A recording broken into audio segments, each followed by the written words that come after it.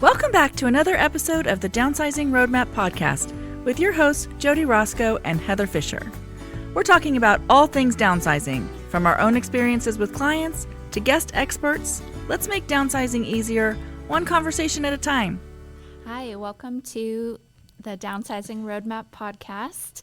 Today we're talking about getting comfortable asking for help. I think this is actually to me. I'm going to just talk to myself Right. for the whole. I'm just here for the advice.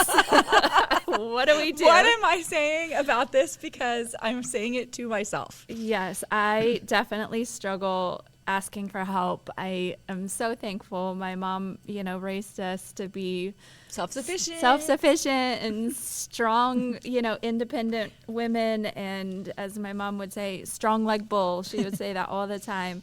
But then those personalities, I think it's hard for all of us to ask for help, but some of us more than others. Yeah, I think it is definitely what values you grew up with. And we did a whole podcast on the history, our history and why we're so independent. Yeah. And so that's an interesting one if you go back and listen to that one. But it's so ingrained in us to, be independent, especially depending on what, generation you're from. But very, very independent thinking and do it myself. And that's why sometimes we see people, don't take care of their houses and all of those things because they want to do it themselves. They don't even want to ask for help or hire help to do it, And so, it's hard to get past that cultural conditioning around it. So that's what we're going to talk about today. I'm Jodi Roscoe. I'm Heather Fisher. And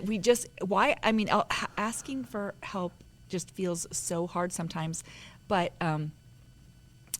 so my Aunt Karen told me one time, and this really sunk into me, was it's a gift to let people help you, right? Because if you're the kind of person, most of the people who don't want to ask for help everyone else. Yeah. But the only way that you can help people is if they're letting you help them. Yeah. Right? So they're all letting you help them. If you are the helper person and you don't want to ask for help yourself, all these other people are letting you help them. So you have to let them help you because that is giving them that gift of feeling like they're helping you. And everybody likes to help each other, right?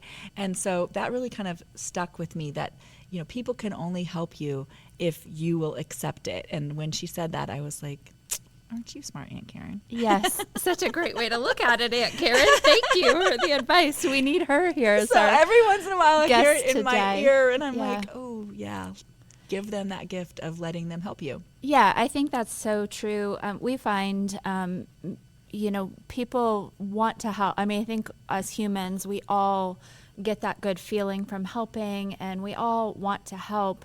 And so we're going to talk a little bit today on some ways to go about that where you're giving someone that path that makes it easy for them to help and, removes that burden and the vagueness and just takes that away because people love to help. And when you make it an easy path of specifically what you want and how they can help, that's just a win-win for everybody. Yeah. Yeah. I think that there's a lot of generational pride around we don't tell anybody our business. Yeah. We don't, we were taught to figure it out for ourselves. We can fix all the things. We can, make, the food last. There's all kinds of things that we were taught that we're just going to figure it out. We're going to figure it out ourselves. And that's great. But sometimes you don't need to figure it out yourself. And sometimes people really want to help you, but they don't know how.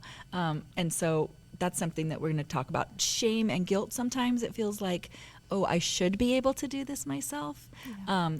And you feel like you're a burden, or you feel like you should be able to handle it yourself, but not being able to makes you feel inadequate in some way. Again, nope, just, being willing to, help people. So we love helping others, but we resist having others help us. And so that's just something we need to get our mindset around in a different way. Yeah. And if you've been the person that has been the helper, all of the time and you've been the one giving, it's hard to, shift that role and acknowledge that you need some help. that's just Well, and really sometimes hard. I think we don't realize you have to be filled back up sometimes too, right? Like so helping others sometimes will fill you back up, but sometimes when you help so many other people and you don't take care of yourself, you empty some part of yourself there, Yeah. right? And so you have to get that filled back up in a way, and sometimes you have to let somebody else fill it up for you, like, do help you.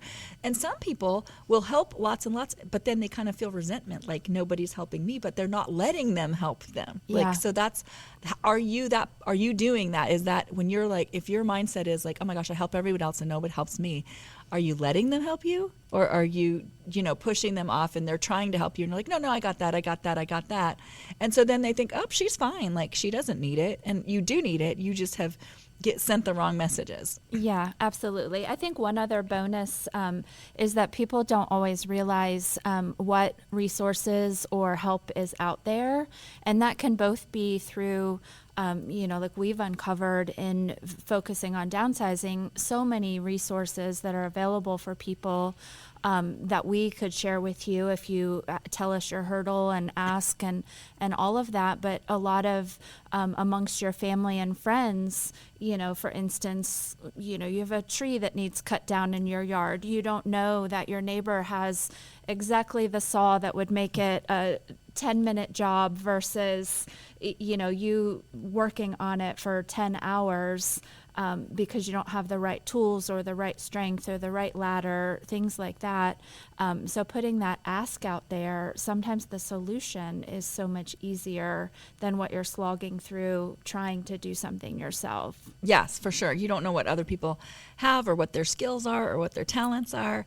And sometimes just having somebody else with you is they have a different perspective. So, some of the benefits of asking for help are it builds connection and trust, right? So it deepens your relationships. And so if you're sorting through things and you're spending some time telling your stories about the things, they get to know you better, and you get to share with them, and they can relate to stories that they have in their life, or they can learn something about you.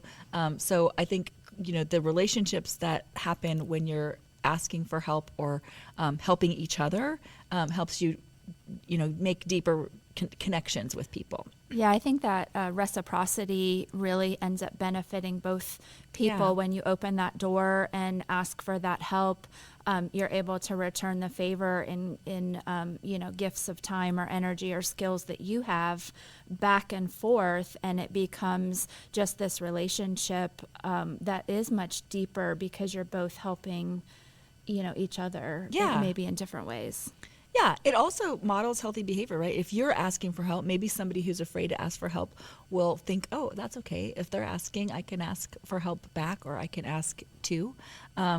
It creates community. That's how churches and neighborhoods and families stay strong, right? So that's how that works, is if you are working together for a cause of something, right? Yeah, back to like barn raising days. The Right. whole town just gathered, like, we're putting up Joe's barn today, and Yeah. What's do it that all saying together. about like the more hands make quick work or whatever? Oh yeah, what's yeah. that? I don't know what that Many saying. hands make light work. Yeah, I think is like something that. like But that. yeah, like, so if you think something's like overwhelming, but you can get some people to help, and maybe that's just moving heavy things or whatever.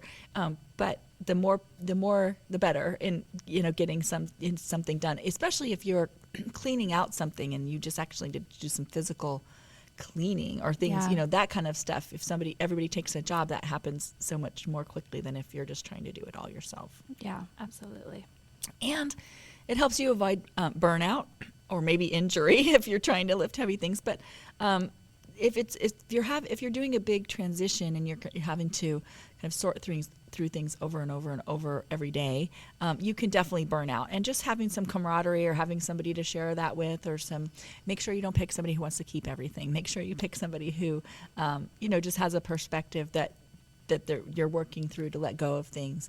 But that can help you so much, just mentally not feeling like you're alone doing it.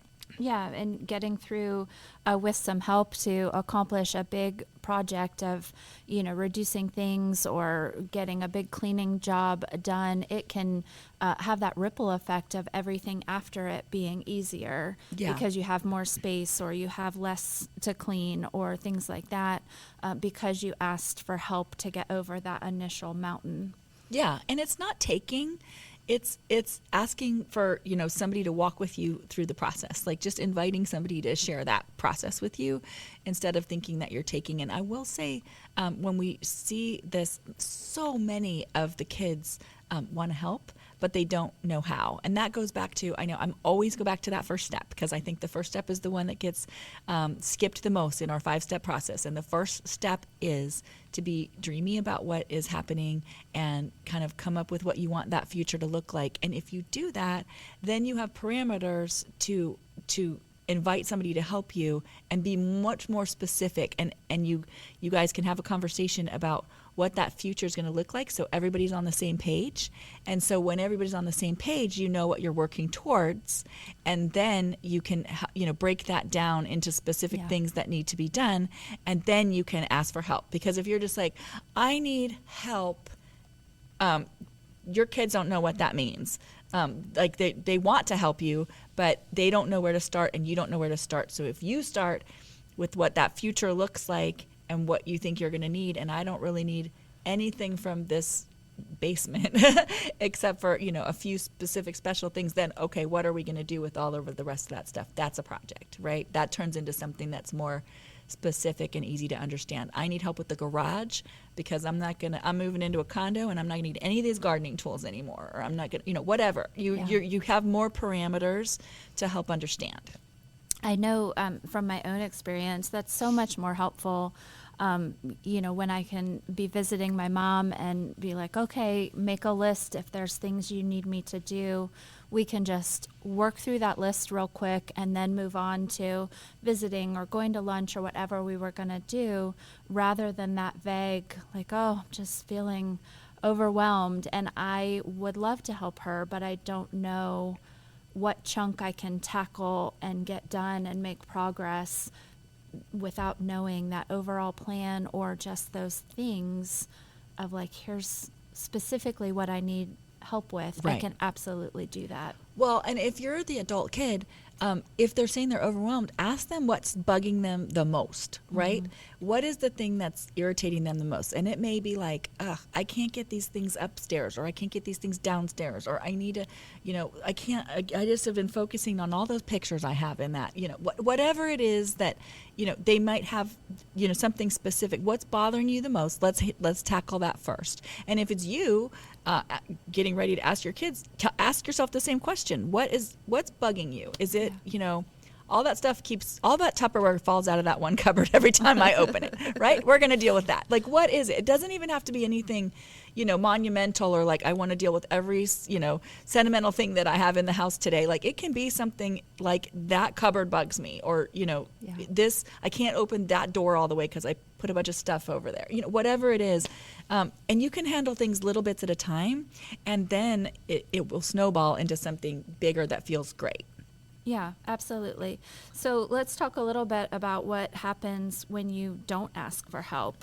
You can live, in loneliness, or just that feeling of overwhelm, or miss an opportunity that comes along because you're not ready for it, because you still need the help, but you haven't asked for it.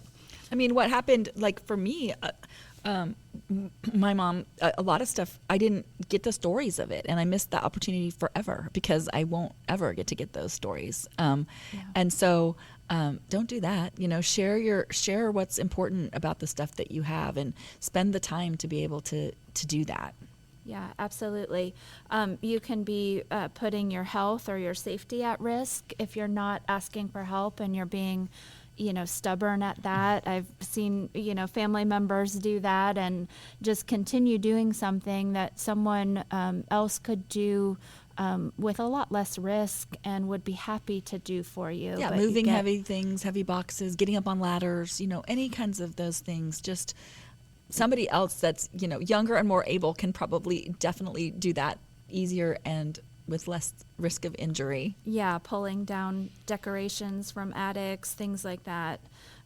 Or resentment, if you are feeling like nobody helps me, my kids aren't helping me, and you're just feeling resentful, it may be just looking at yourself and making sure you've actually asked. Yeah. Because it is hard as the adult kid to make assumptions and, feel like you're crossing boundaries if you just start doing things that maybe weren't asked of you. That dynamic, that parent-child dynamic is tough to navigate sometimes. So if you're feeling like you wish you had more help, but people aren't offering to help, sometimes it honestly does have to start with an ask. And a specific ask. I think that's the key, is the more specific that you can get about it, the easier it is for them to fulfill that for you. And I think what we hear so much, we hear these words, my kids are busy.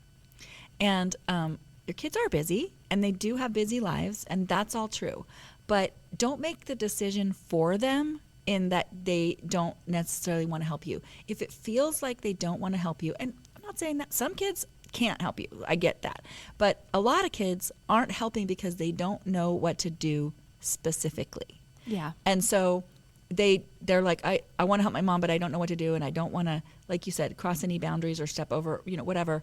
And the parents at the same time are like, oh, I'm good, I don't need anything. And it's just this miscommunication that's happening, and it turns into feeling like, oh, they don't want to help me, or my mom won't, whatever. And it's not that.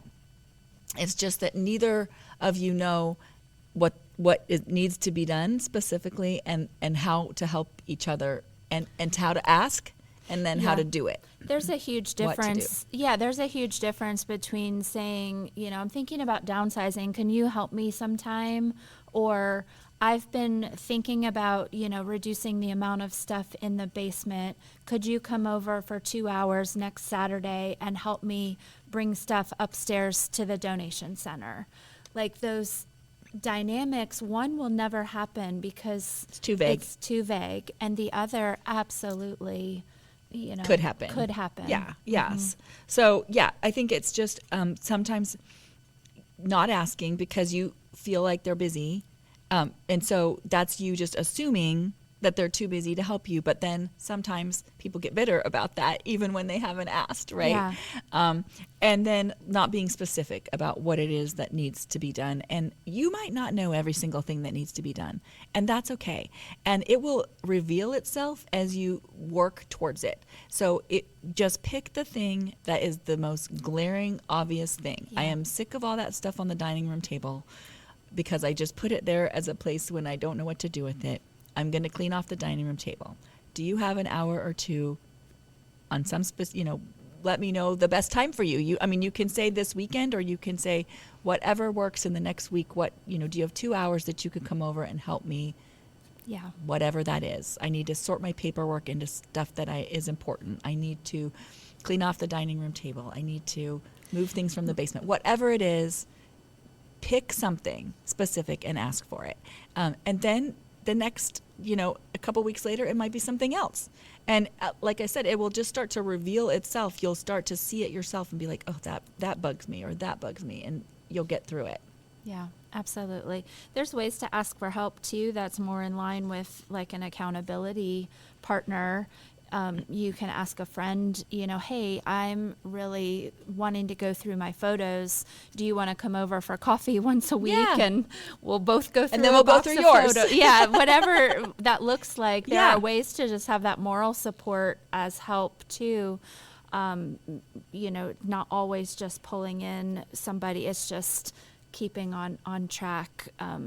I know Jodi motivates me when we're texting, like, I'm going to the donation center, are you? And, that kind of help can really just get you through the process as well. Yeah, even if you're not doing it together, if somebody else that you know is wanting to go through that process too, give each other a call. Okay, I'm going to spend 30 minutes down, I'm going to take a picture and send it to you before and after, whatever, just some kind of accountability around it can help you even just make yourself get excited about it. So, Here's some list of breakdowns of what it is. So physical help, moving furniture, lifting heavy boxes, organizing closets. Maybe that's you got to send the grandkids over with their friends and they're going to load up a bunch of stuff, because it's heavy and like they need to, whatever. Yeah. So physical help, emotional support. So you just need somebody to listen to your stories. You just need them to, sit with you while you're going through it, listen to those stories. And a lot of times when you're trying to let things go, once you've told the story, it's easier to let it go. I don't know. That's just a mental thing that happens. Yeah. You'll notice it as you start to do it. And you'll realize in your head, I think, that the story is interesting, but not interesting enough to keep it. Or it's not like, it's not something that you love so much that once you've told that story, you're like, oh, and because I told that story, I need it. Now it's like I told that story and it can go. They didn't even glance up or laugh or smile. Not that great of a story. But you didn't feel that connected to it when Yeah. the story come out. And so that, I think that's helps you let it go because it has a story, but the story's been told and it's okay to let it go now. Yeah. Decision making. So somebody that can help you with decision making, help you sort priorities of pros and cons and whatever. Be careful with the person you pick with this. You don't want to pick the person who's super sentimental and wants to keep everything. And if you don't have the right person in your life for this, you absolutely can hire that person, a professional organizer, a move manager, somebody that can help you without having their own sentimental attachment to your stuff, but still who understands that they need to give you that respect for your things. It's not just junk, right? So somebody who can help you with a different lens that they look through things. Yeah, we had a client recently that had done so much over the past year of sorting their things and making decisions, and they hired an organizing company it was only like half a day, so it wasn't huge. They were handling everything, and that was just the help she needed to get over that final stage of like, I've done the things that were easy, I've done the things that made sense and I knew what to do with, and now I'm left with this last bit that I'm either struggling making those last decisions on, or it's more oddball stuff. I don't even know what to do with it if I don't want it, and that help that she asked for got them over the finish line for their move. So it doesn't need to be an all or nothing. There's levels of I can do it myself to this point, and then I need to ask help either from a professional or family member to get through to the end. Yeah. And then the last one is logistical help. And some of this isn't even about moving. Maybe you need rides to appointments. Maybe you need some tech help. Maybe you need help navigating your paperwork. And maybe you have somebody in your family who's super great at paperwork and can do that. And maybe you don't. And then you can definitely hire people that can help you. Yeah, one of our earliest episodes with Mark Healy on the driving and senior driving, he gave such great advice on, how the help needs to be specifically asked for in order for a plan to work and that goes back to this logistical, not just like, okay, I can't drive anymore, but like, okay, here's the things I specifically want to get to. Here's when they are. Can we make a schedule for that? And then you get the help you need. Everybody is glad that you are still getting to what you need to get to. But it's not just a mix of resentment and like, how do I help? What do you need? It can really be better with some clear definition of what help is needed. For sure. So physical, emotional, decision-making, professional guidance if you need it, and logistical help. Those are your kind of buckets. And so think about who fits in those buckets for you. Who can help physical stuff, who can help with emotional stuff. So kind of think about those people, maybe write down some names of people that you might be able to ask for help in different areas. It may not be the same people for each thing, right? Yeah. So you don't have to go to the same one person every time. So who is that? So as silly as it sounds, I think we are so bad at asking for help. We might actually need some words, right? Some scripts of how to do that. And so using phrases like, would you be open to, or I'd really like your help with, or hey, could I run something by you? Would you be able to, whatever. Yeah. Kind of soften it, like not like, hey, I need you to help me do this, like, more, as much of a Yeah. demand. Can I get your advice on, Yeah, I'm feeling a little overwhelmed.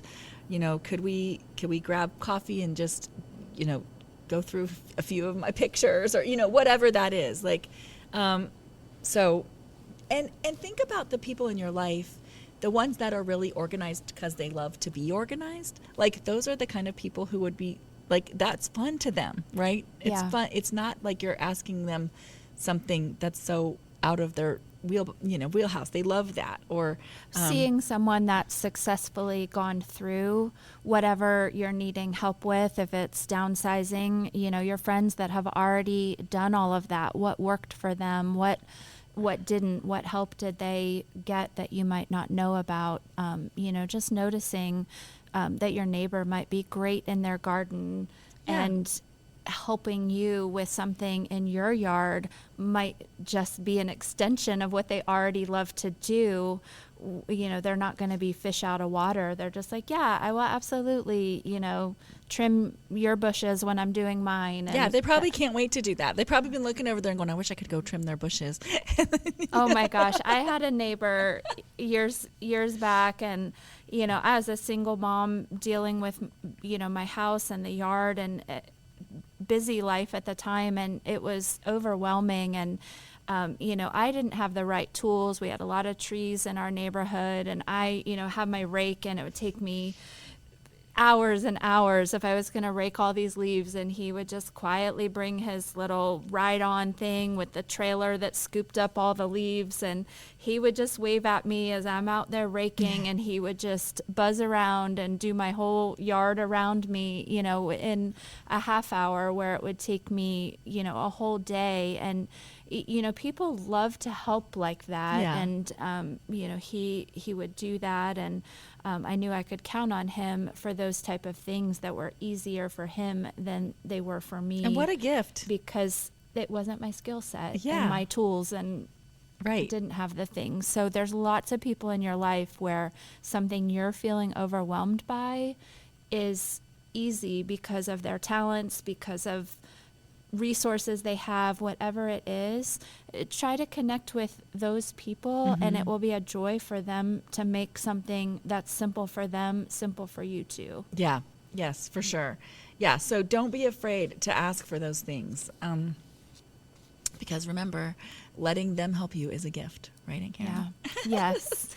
Yeah. And I mean, keep in mind, people don't know what you need unless you tell them. Right. And I think we see a lot of people that, do put up that wall of, I'm fine, it's all fine.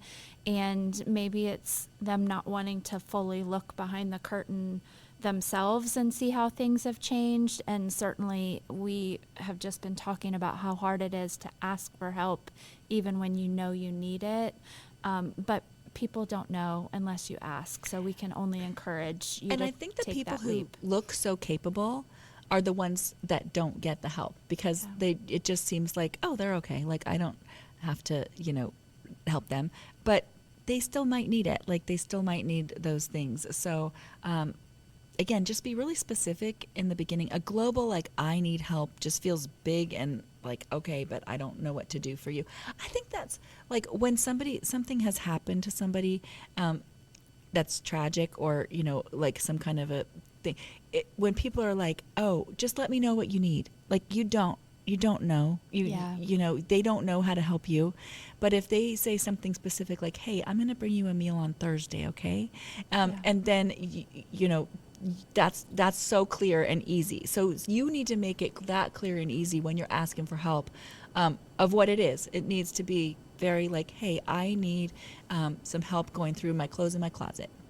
Yeah, Or- take them up on that. Let me know what Yeah. you need. I mean, they're saying they truly do want to help Yes, you, yes. but they don't know how to chunk that down Yes. from the outside. So just, take people up on that. Yep, here is one thing that would Really help me. absolutely be amazing if you did this for me. And I think you'll find joy from it, and they'll find joy from it, and it will be a connection in your life that feels so good. So it feels so much better than being so independent and trying to, get over the overwhelm by yourself, and stop feeling like you need to. Like, it's not a weakness. I think in going through notes for this, I've thought back on times when I've said those same words to someone, let me know what you need. And if someone's going through something big and that, and I'm like, I really did want to help, but I didn't know what to do. And I probably felt like I just trailed off and didn't keep checking in or whatever. But, if that communication just breaks down a little bit more into, thank you so much, I'll get back to you next week, and here's what I do need. There's joy on both sides. Yeah. And make yourself a list. Just go right now and make yourself a list of like the 5 things that bug you the most about what's going on in your house. Like, I can't stand walking by that pile of whatever. Or I can't stand, there's these heavy books and I can't move them. Or, whatever it is, like, just make yourself a little list and then see who you think in your life would be the one that could help you get that off your mind, because it's so heavy, that anxiety that creates when you feel like you should be doing something and you can't physically do it, or you haven't made yourself do it. There is so much weight to that in your mind that you aren't even thinking about. Yeah, for sure.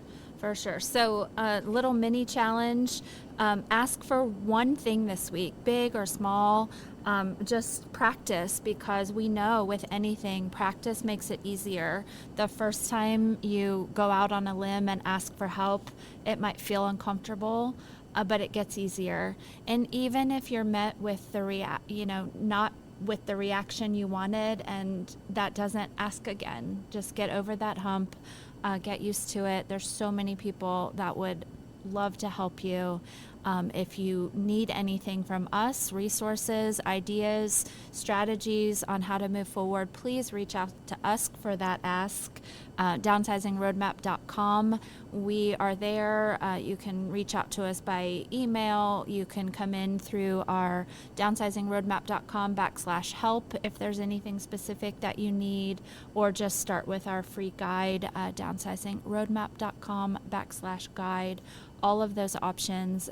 If you need to practice on us, just ask us for help. Yeah, just we told you a lot of things. Go to downsizingroadmap.com.